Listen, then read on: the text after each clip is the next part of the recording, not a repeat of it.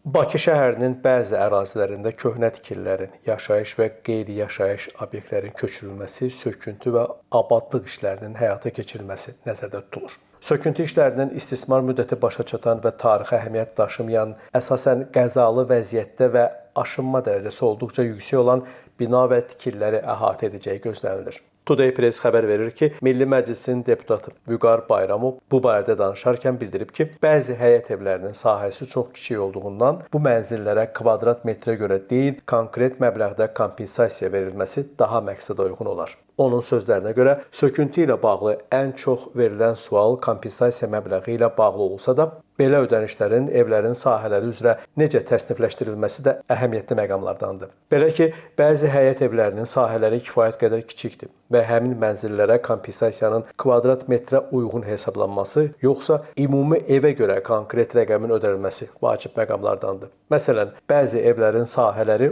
30 və hətta bir sıra hallarda 20 kvadrat metrdən azdır. Sabit ödənişlər olan zaman az sahəsi olan mənzillərə ödənilən kompensasiya məbləği də müqayisəli şəkildə aşağı olur. Sitat. Bir sıra ölkələrdə dövlət ehtiyacları üçün söküntü aparılan zaman az sahəli evlər üçün konkret məbləğdə kompensasiya və ya yeni mənzil təklif edilir. O baxımdan daha məqsədə uyğun olardı ki, söküntülər zamanı Bakıda da diferensial kompensasiya məbləğləri tətbiq olunsun. Statın sonu. Parlamentariya hesab edir ki, bu halda sahəsi nisbətən kiçik olan evlər üçün kompensasiya kvadrat metrə uyğun deyil. Həmin mənzil sahibinə ev almaq üçün yetərli məbləğ də ödənilə bilər. Bu isə nisbətən az sahəli ev sahiblərinin mənzil probleminin həllinə dəstək ola bilər. Qiymət mahir Namiq Abbasov, Today Press.